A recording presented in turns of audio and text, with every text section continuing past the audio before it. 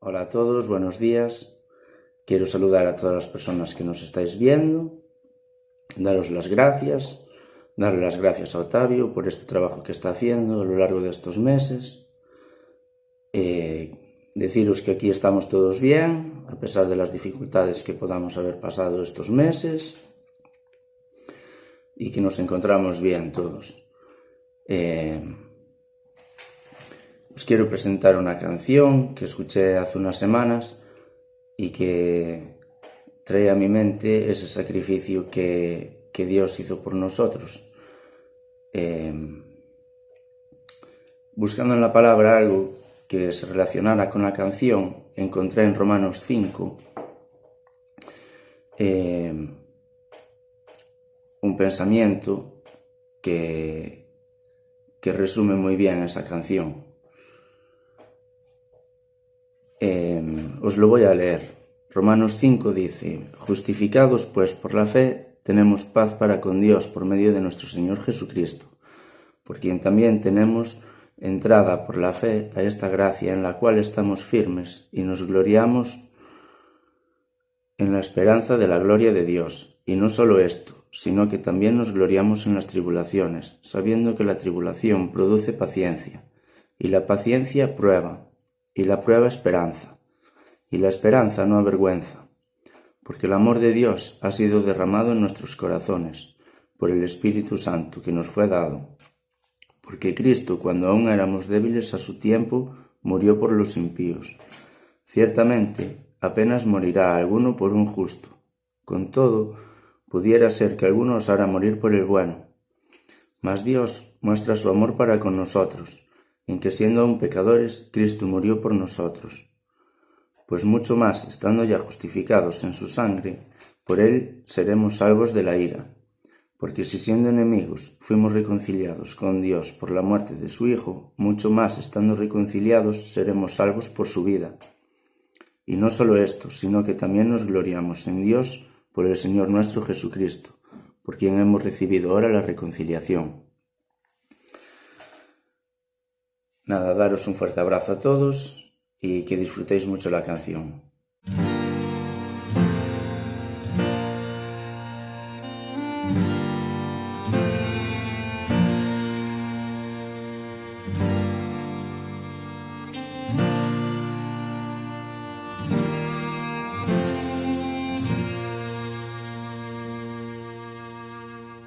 Por tu sangre fue pagado el precio de todo el pecado. Con ese acto de gran poder, el mundo roto salvo fue. Aunque tu cuerpo quebrado fue por el pecado que había en mi ser, tu gracia fue mucho más allá.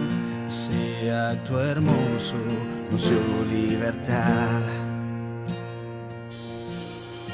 Jesús, no hay comparación que iguale tan inmenso amor, que cada clavo consumó en el madero por amor. Siendo Dios inigualable, con su poder incomparable, hasta la muerte Él se humilló. No importó nada, solo nos amó.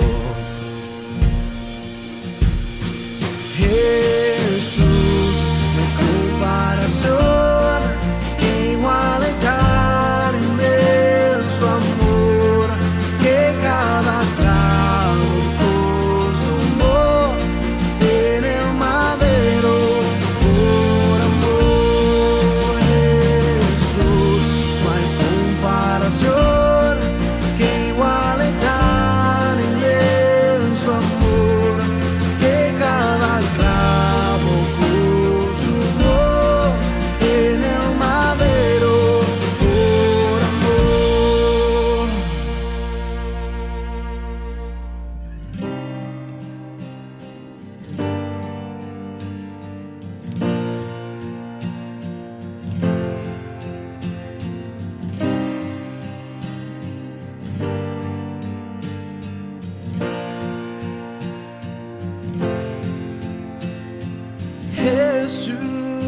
Dios redentor, que al mundo fue y liberó. Jesús, Dios redentor, que en una cruz todo pagó. Jesús, Dios redentor, que al mundo fue y liberó. Jesús, Dios redentor, que en una cruz todo pagó. Jesús, no hay comparación que igualar es amor que cada clavo consumió en el madero por amor. Jesús, no hay comparación que igualar es amor que cada clavo consumió en el madero por amor. Hola hermanos, somos Tino y Celia. De Vigo. ¿Qué tal? ¿Cómo os va a ir por Ramallosa? Pues creo que estamos hablando, ¿no?, de cómo fue el confinamiento o cómo nos sentimos o todas estas cosas. Bueno, pues en principio yo creo que como todos, aquí en casa y acercándonos más al Señor, más momentos para la Biblia, para los devocionales, para reflexionar. Y en todo este tiempo, bueno, pues nosotros aquí nos tocó el virus. Y al más que le afectó fue a Tino, y de hecho él estuvo ingresado. Fueron momentos de incertidumbre, de no saber qué pasaba, momentos difíciles. Y clamando al Señor. Pero en todo este tiempo el Señor nos demostró que aquí estaba con nosotros, moviendo el corazón de los hermanos, de amigos. No nos sentimos solos y de hecho el amor de los hermanos se manifestó en acciones. Y el Señor tiene su plan. Y gracias a Él, pues mira, estamos aquí, todo salió bien y reconociendo que Él es poderoso, que Él tiene su tiempo y que es su voluntad. Y a veces su voluntad no es la nuestra. Entonces tenemos que someternos, acatarnos a Él, aunque tengamos muchas dudas. Él tiene la última palabra. Y esa experiencia nos vino fenomenal para valorar a hermanos, a familiares, amigos, valorar lo que tenemos, lo que Él nos da, valorar el día a día y darle gracias por todo a Él. Ahora os dejo aquí con Tino porque él fue el que pasó la experiencia y lo que él sintió cuando allá estaba solo, porque no podíamos verlo, y todas esas sensaciones que a lo mejor él las llevó de otra manera, no como nosotros aquí, porque al no verlo, al no saber, pues estábamos como más agobiados, pero bueno, acompañados siempre en todo momento. Y eso de verdad se lo debemos al Señor. Ahora os dejo con Él, que cuente su experiencia. Bueno, lo mío fue muy suave. Me dio unas bajadas de pulsaciones de 60 a 40 y claro, nos pusimos nerviosos, llamamos a 112, allá nos metieron desde las 10 de la mañana a las 8 de la tarde. A las 8 nos dice el cardiólogo, bueno, te vamos a poner un marcapasos y tal. Bueno, la primera sorpresa. Pero dice, bueno, vamos, hay que hacerle la prueba del virus por si acaso, antes de subir la planta. Y a las 11 de la noche, efectivamente, pues detectaron que había un virus.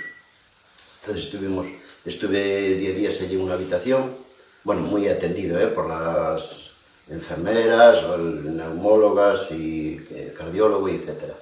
Y bueno, la primera impresión es que te coge, oyes muchas palabras, no, neumonía, no sé qué y tal, y el primer día hasta el tercero pusieron paracetamol, Evena y estas cosas que controlado por la máquina y tal, ¿no?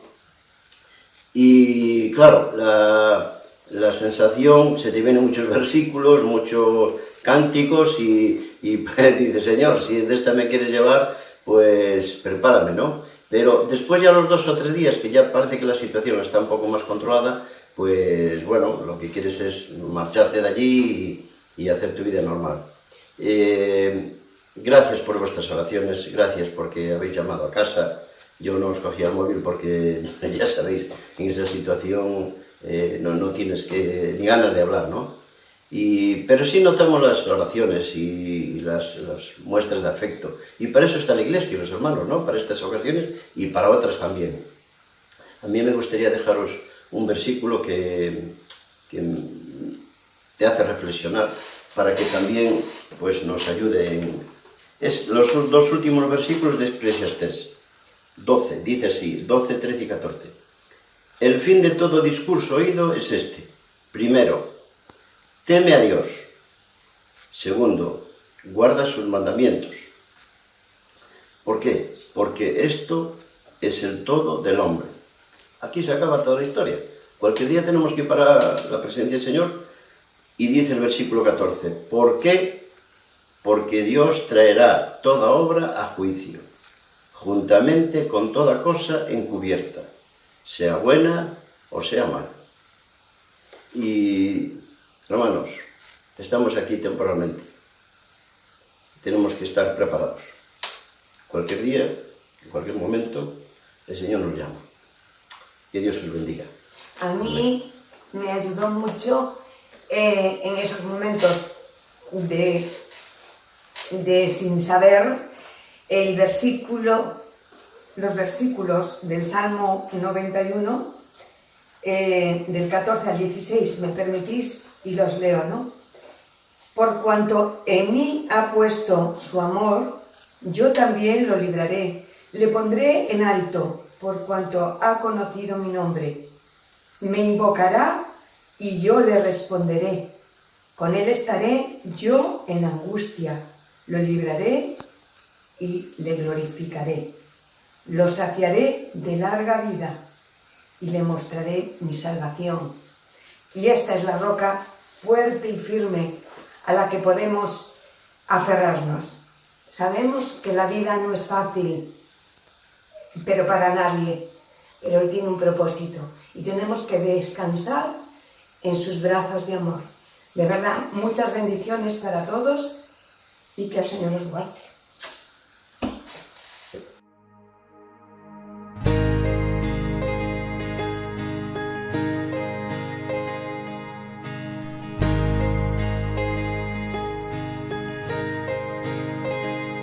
Aunque yo esté en el valle de la muerte y dolor, tu amor me quita todo temor. Y si llego a estar en el centro de la tempestad, no dudaré porque estás aquí y no temeré. Pues mi Dios conmigo.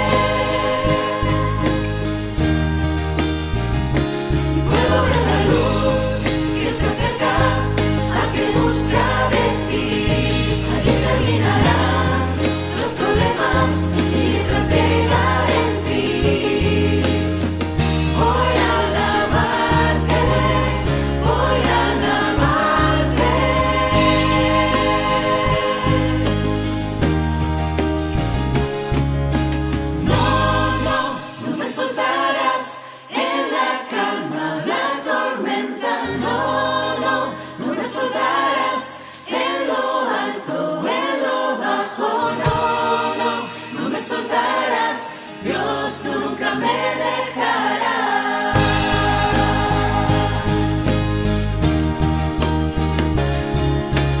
No, no, no me soltarás en la calma o la tormenta, no, no, no me soltarás en lo alto, en lo bajo, no, no, no me soltarás, Dios, tú nunca me dejarás.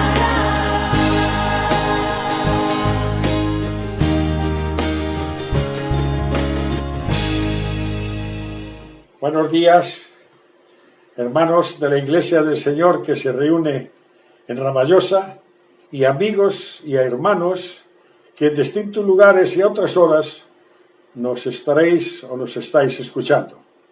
Es un gozo y un privilegio, hermanos, el poder saludaros en estas fechas tan complicadas y de confinamiento. Este matrimonio tiene muchos y muy buenos recuerdos de vuestra congregación. Cuando éramos jóvenes, todos los años íbamos a Lucí, a los cultos anuales de Don Cecilio. Así era como le llamábamos por aquel entonces. Y estos dos jóvenes un día decidieron casarse. Siendo festivo a nivel nacional el 29 de junio, escogimos esa fecha para el día de nuestra boda, sin librarnos, por supuesto, del toque de atención de Don Cecilio Fernández. Por supuesto, ese año no fuimos a las reuniones de la Ramallosa, pero reanudamos nuestras visitas a los años siguientes. Era una gran concentración de jóvenes de toda Galicia. Muy buenos y gratos recuerdos tenemos de aquellos días, también calurosos. Siempre hacía muchísimo calor. Solteros, íbamos con nuestra comida, y aquellas magníficas sombras que había, comíamos todos juntos, compartíamos los unos con los otros. Ya de casados, siempre que fuimos, nos recibieron con mucho cariño, siempre la familia de Santiago Iglesias y su amada familia, que tantos buenos recuerdos tenemos de ella. Incluso el año pasado estuvimos con ellos allí. Los hijos de Dios, hermanos, siempre recordamos los sufrimientos y muerte de Cristo en la cruz y su resurrección a nuestro favor, que nos sirvió para nuestra salvación y justificación. Y en esta hora tan especial me gustaría dejar con vosotros un versículo para vuestra consideración, y os sirviese de estímulo para adorarle, reconociendo así una vez más su infinito amor y misericordia. Podéis coger vuestras Biblias en 2 de Corintios, capítulo 8, versículo 9. Es un versículo solo, pero es un versículo precioso. Podíamos estar mucho tiempo, yo no soy el más indicado, pero seguramente podíamos echar horas y horas comentando este versículo. 2 de Corintios, capítulo 8, versículo 9.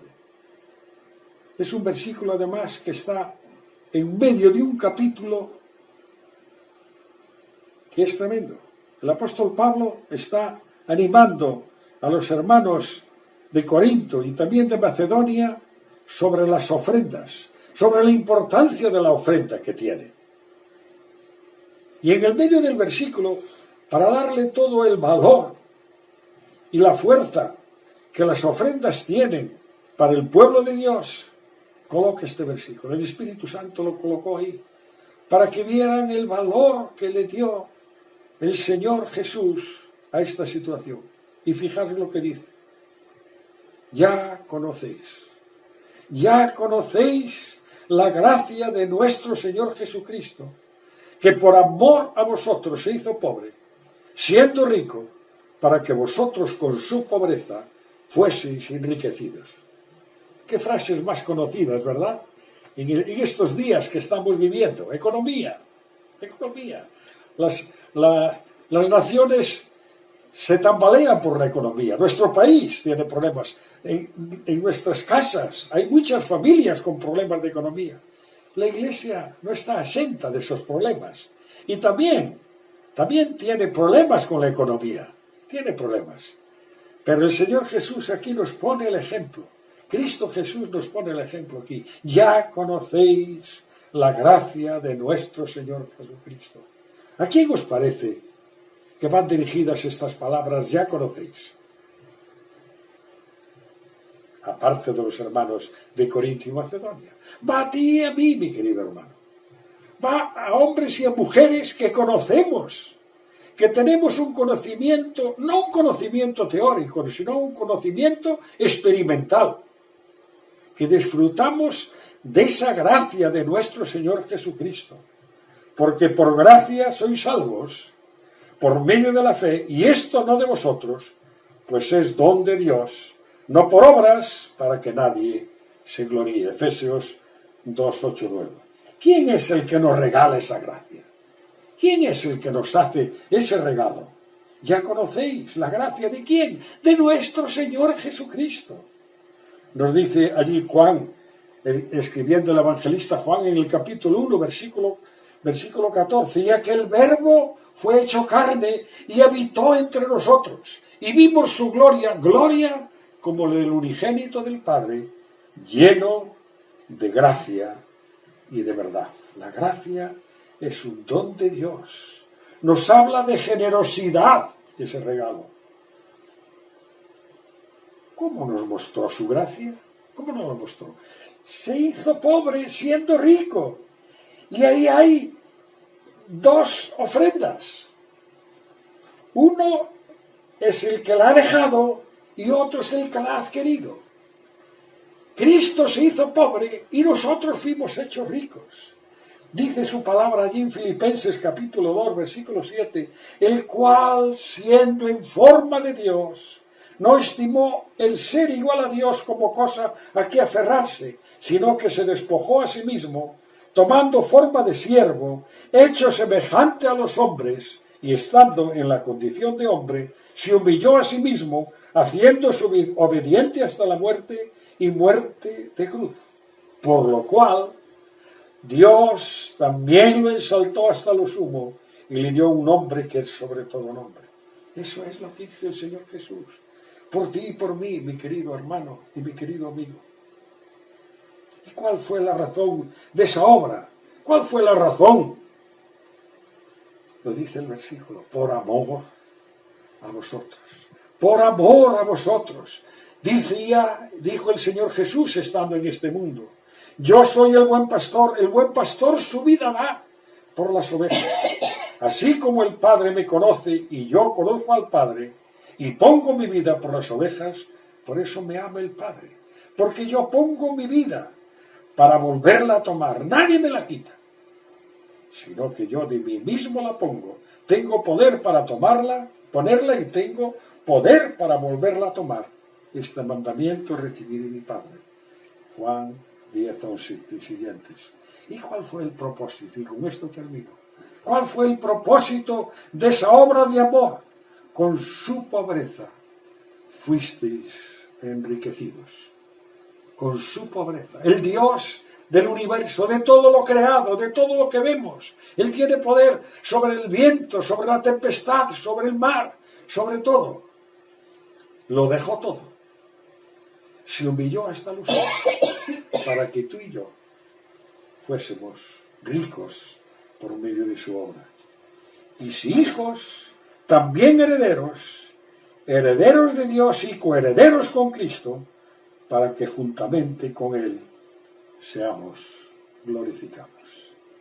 Ya conocéis la gracia de nuestro Señor Jesucristo, que por amor a vosotros se hizo pobre, siendo rico, para que vosotros, con su pobreza, fueseis enriquecidos. Que el Señor os bendiga grandemente, hermanos, y por medio de su Santo Espíritu os mantenga firmes en la palabra, y así podáis mantener ese punto de testimonio abierto, en primer lugar para salvación de almas, arrancar de las garras de Satanás esas almas perdidas que se van al infierno si no se arrepienten de sus pecados y no se acogen a esa gracia preciosa de Dios, y también para edificación de su iglesia, que Cristo compró, como hemos visto, con su propia sangre. Hasta otra ocasión, si el Señor lo permite. Amén. Siendo en forma de Dios, vive toda la creación, de siervos servicio, hasta los sumos se humilló, sufrió la muerte en sumisión, horrenda muerte en una cruz. Inmenso amor le hizo descender a servir al pecador. Gracias sin igual, Cristo demostró, dio su vida a mi favor. Pon en mí la misma mente que hubo en Cristo, hazme un siervo para tu gloria. Tomaré mi cruz, te seguiré, Jesús, hazme un siervo para tu gloria.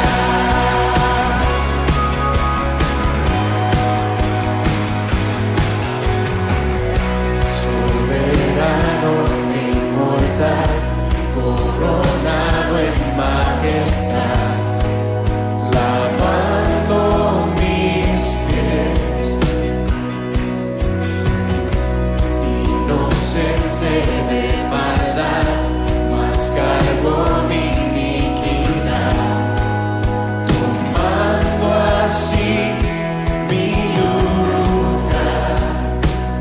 Herido fue por mi transgresión y en silencio padeció por mi rebelión. Sangre derramó y por su muerte vivo yo. Pon en mí la misma mente que hubo en Cristo, hazme un siervo para tu gloria.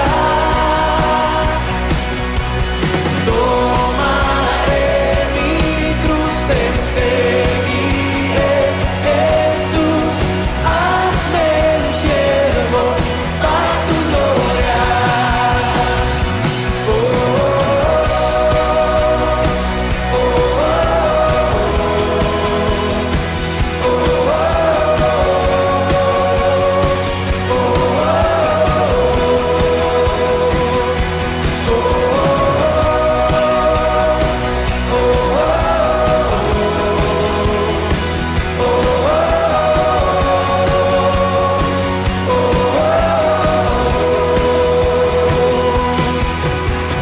Pon en mí la misma mente que hubo en Cristo, hazme un siervo para tu gloria. Tomaré mi cruz, te seguiré, Jesús, hazme un siervo para tu gloria. Pon en mí la misma mente que hubo en Cristo, hazme un siervo para tu gloria.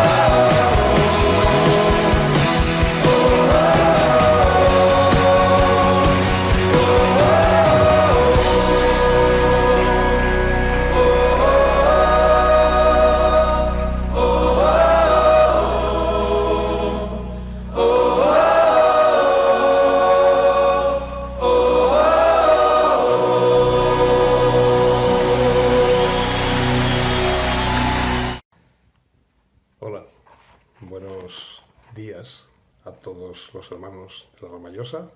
Saludos desde Madrid. Es un privilegio poder compartir con vosotros este tiempo y gracias también por permitirme que comparta con vosotros estas palabras. ¿Cómo va a ser nuestra vida después de la pandemia? ¿Cómo será eso que ya todos llamamos la nueva normalidad? Porque todos vamos asumiendo que nuestra vida, como la conocíamos antes del coronavirus, tardará mucho tiempo en recuperarse, o incluso es posible que nunca regrese. De modo que es lógico que todos estemos expectantes ante los cambios en nuestras formas de relacionarnos, en nuestro ocio, en nuestros trabajos.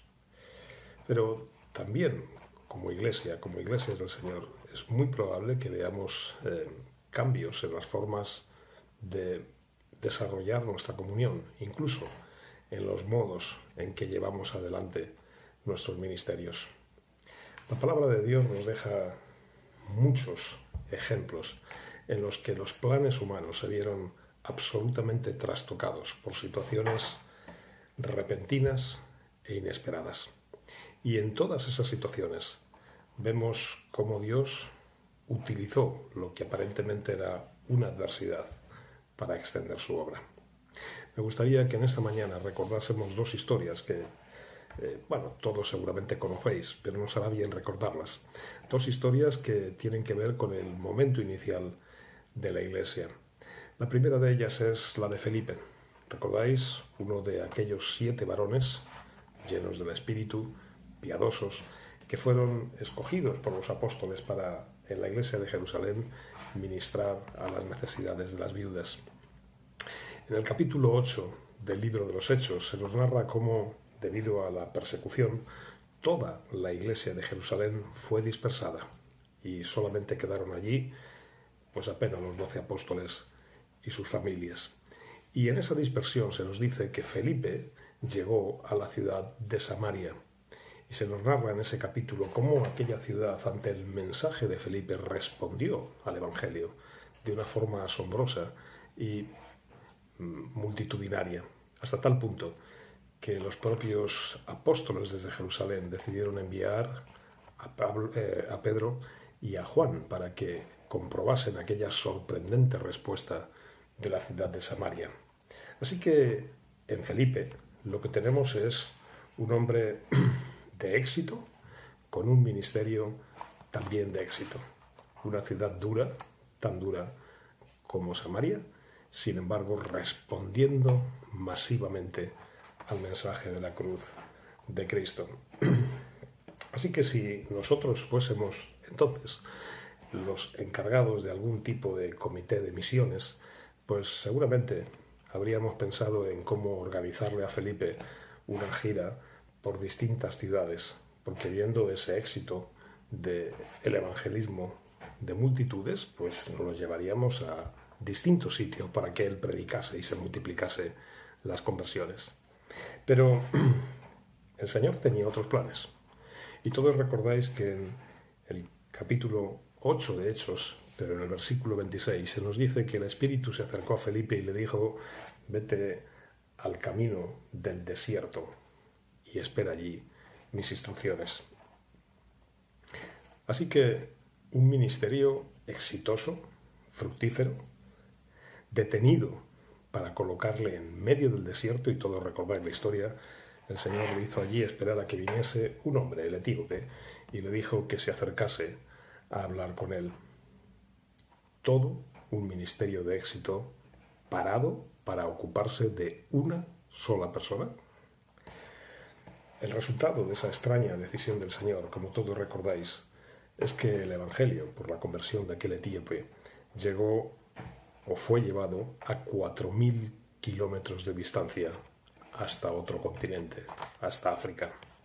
De modo que la Iglesia del Señor se estableció también allí por el testimonio de aquel hombre al que Felipe tuvo que atender a solas en el camino del desierto. Felipe fue llevado para ocuparse de una sola persona, pero finalmente el fruto incontable por aquella conversión individual en el desierto fue producto de la obra y los planes de Dios. El otro ejemplo que me gustaría que recordásemos son Priscila y Aquila, un ejemplo de cómo el Señor también utiliza las circunstancias humanas para avanzar sus planes y sus propósitos.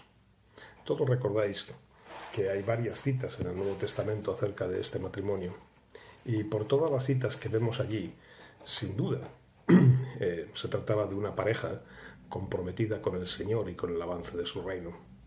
En todos los lugares donde ellos vivieron, vemos en el Nuevo Testamento que siempre su hogar estuvo abierto como una base misionera y un lugar de reunión de la iglesia de la ciudad. La pareja, Priscila y Aquila, inicialmente estaban establecidos en Roma, y esta pareja sin duda reunían una excepcional mezcla de visión, dones, recursos y éxito en su ministerio casero. Así que, otra vez, qué mejor herramienta para levantar el testimonio de Cristo en la capital del imperio que una pareja así. Podría haber mejor estrategia para la extensión de la Iglesia de Jesucristo que apoyar la permanencia de Priscila y Aquila en Roma, en el lugar donde todo el mundo transitaba, en el lugar donde todos los negocios se hacían, donde las decisiones de poder se tomaban. Pero todos recordáis que el emperador Claudio se cruzó en la historia, y vemos en el capítulo 18 de Hechos, los primeros versículos, que Claudio tomó la decisión de expulsar a Priscila y Aquila junto al resto de los judíos de Roma.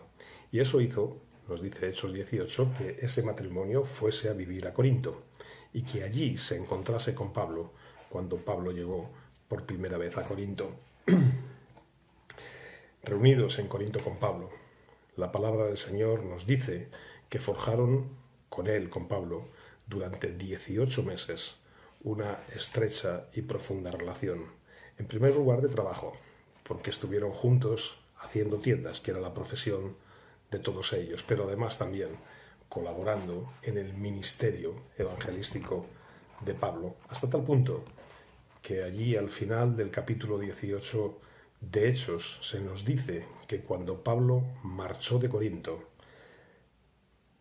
Priscila y Aquila le acompañaron, de modo que ya estaban desde entonces incorporados al ministerio, al equipo misionero de Pablo. Vemos después cómo en ese viaje, pasando por Éfeso, Pablo continuó, pero Priscila y Aquila se quedaron allí en Éfeso, y probablemente ellos fueron el inicio, el germen de la futura iglesia en la ciudad de Éfeso, por su ministerio directo, por su testimonio y también por su cuidado. Recordáis de Apolos cuando llegó y tuvo que ser enseñado en medio de toda su pasión, pero una pasión que no estaba basada enteramente en un buen entendimiento y conocimiento del mensaje del Evangelio de Cristo. Así que vemos después, al final, en la última cita probablemente que aparece en el Nuevo Testamento, en el libro de la carta a los Romanos, al final, en los saludos y las despedidas, Pablo vuelve a hacer referencia a Priscila y Aquila y dice que les manda saludos como si estuviesen ya en Roma, donde probablemente regresaron, y habla de ellos con una excelencia de reconocimiento, y dice que fueron no solamente de ayuda para mí y mi gratitud, dice, sino que todas las iglesias han de estarles agradecidos por su trabajo y su servicio al Señor y a los hermanos. Así que, como veis, tenemos dos ejemplos de cambios repentinos y drásticos en la vida de las personas que no impidieron que sus corazones de siervos siguiesen trabajando para el reino de Dios en las nuevas circunstancias. Dos ejemplos de los muchos que encontramos, como os decía antes, a lo largo de toda la Biblia. Los patriarcas, reyes, profetas, aún los propios apóstoles. Casi todos ellos vieron sacudida su normalidad de vida, teniendo que adaptarse a un entorno absolutamente nuevo y desconocido para ellos. Pero todos ellos, como Felipe, como Aquila y Priscila, mantuvieron por encima de todo su compromiso personal para servir al Señor que les había comprado, y comisionado a un ministerio. Lejos de quedarse en un anhelo nostálgico de lo que habían perdido, buscaron en cada situación, en cada momento, en cada circunstancia, cómo cumplir los propósitos de Dios para sus vidas.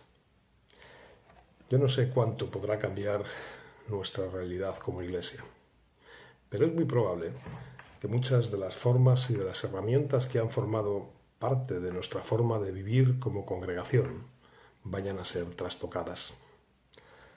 Algunos de nosotros podríamos imaginarnos hace 3 meses que estaríamos conectándonos por teléfono y por ordenador para adorar y para ministrar al Señor, como lo estamos haciendo casi todas las iglesias. Recordad que la fortaleza de la Iglesia no está en el lugar que nos reunimos. De hecho, en el inicio de la historia de la Iglesia, todos recordáis, pues se reunieron donde buenamente podían, a veces en las sinagogas, otras veces en las casas, a veces a las afueras de la ciudad e incluso en algún tiempo en las catacumbas, escondidos por causa de la persecución. El poder de la Iglesia está en aquel que nos ha incorporado a su cuerpo y que sigue siendo su cabeza. El ministerio de la Iglesia no descansa ni depende de las formas ni de los métodos, porque todo ello son solamente instrumentos pasajeros. Todos los ministerios de cualquier iglesia local dependen únicamente del Espíritu Santo, que es el que nos capacita, y del poder de la palabra de Dios para transformar las vidas, llevando en primer lugar de muerte a vida a aquellos que entienden y responden en fe a la obra del Señor, y edificando en nosotros, los que ya somos creyentes, la imagen de Cristo a la cual el Padre quiere llevarnos. Nuestro mundo va a cambiar de muchas formas. Las relaciones físicas personales van a ser diferentes, el desarrollo de las actividades, las medidas legales o sanitarias. Es lógico que todo eso traiga intranquilidad, inquietud e inseguridad al corazón humano.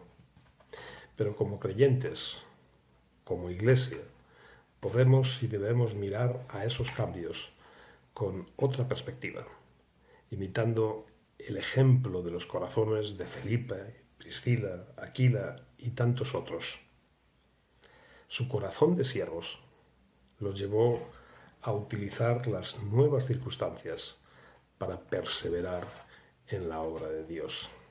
De modo que podemos terminar, o yo quisiera terminar ahora, repitiendo y haciendo nuestras las palabras del rey David al final del Salmo 138. Allí, Salmo 138, versículo 7, hace una primera gran declaración David, que yo quisiera que fuese también tuya y mía. Dice allí, Salmo 138, 7, si anduviere yo en angustia, tú me vivificarás. La nueva normalidad puede cambiar toda nuestra vida, pero el Señor no va a cambiar, ni en su carácter, ni en sus planes para mí, ni en sus planes para nosotros como Iglesia. Porque, y aquí viene la segunda gran declaración de David en ese Salmo, versículo 8, dice, Jehová cumplirá sus propósitos en mí. Con vacuna o sin vacuna, estemos en la fase 0 o en la fase 4, que creo que no hay. El Señor tiene un propósito para tu vida, para la mía y para todos nosotros como iglesia suya. Propósitos que no va a abandonar ni por el COVID-19, ni por el COVID-20 o el 21 que venga en los próximos años.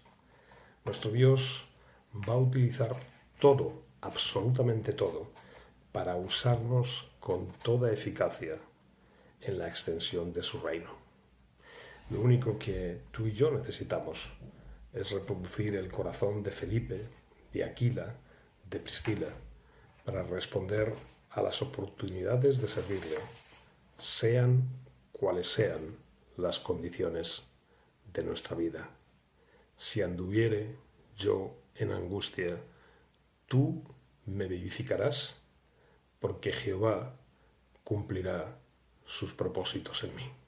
Que el Señor os bendiga, que Él nos aliente y que nos ayude a todos a mirar desde su perspectiva lo que por delante tenemos, por muy desconocido que sea. Que el Señor os bendiga. Buenos días.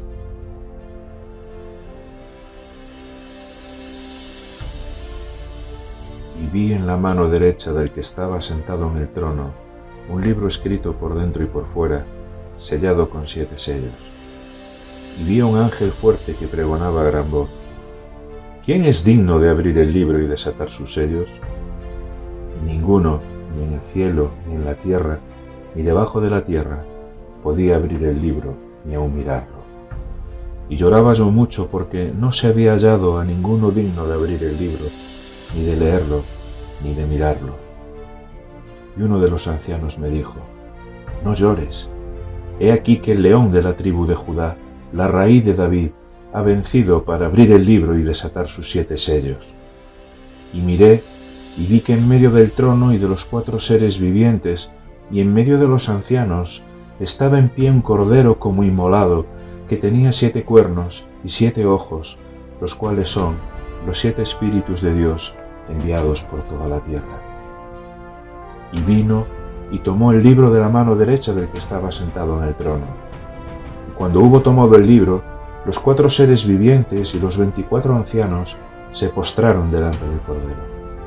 Todos tenían arpas y copas de oro llenas de incienso, que son las oraciones de los santos. Y cantaban un nuevo cántico diciendo: Digno eres de tomar el libro y de abrir sus sellos, porque tú fuiste inmolado, y con tu sangre nos has redimido para Dios, de todo linaje, y lengua, y pueblo, y nación, y nos has hecho para nuestro Dios reyes y sacerdotes, y reinaremos sobre la tierra.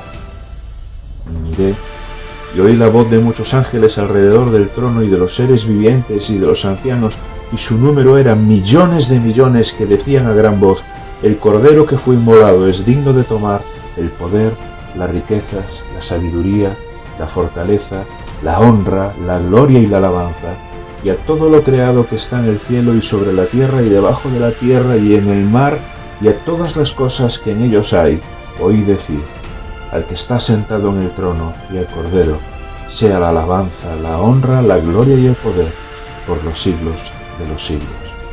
Los 4 seres vivientes decían: Amén. Y los 24 ancianos se postraron sobre sus rostros y adoraron al que vive por los siglos de los siglos.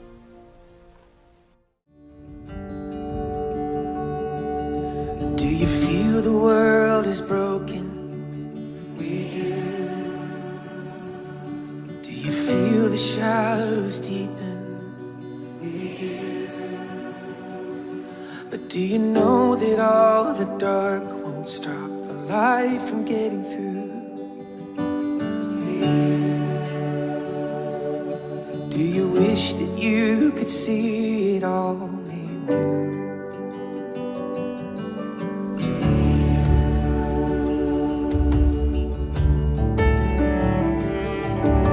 Is all creation groaning? Is a new creation coming? Is the glory of the Lord to be the light within our midst?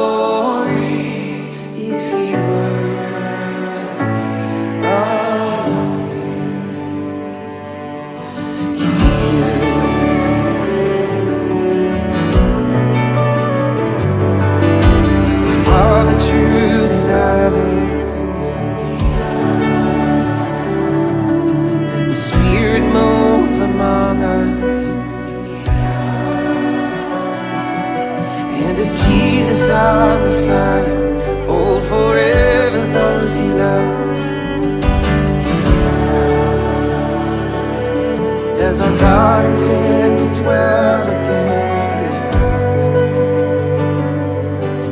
He does. Is anyone worthy? Is anyone whole? Is anyone able to break the seal and open the scroll? The Lion of Judah, who conquered the grave. He is David's root and the Lamb who died to ransom the slave. From every people and tribe, every nation and tongue, He has made us a kingdom and priest of God to reign with the Son. Is He worthy? Is He worthy of all blessing and honor and glory? Is He worthy? Is He worthy? Is He worthy of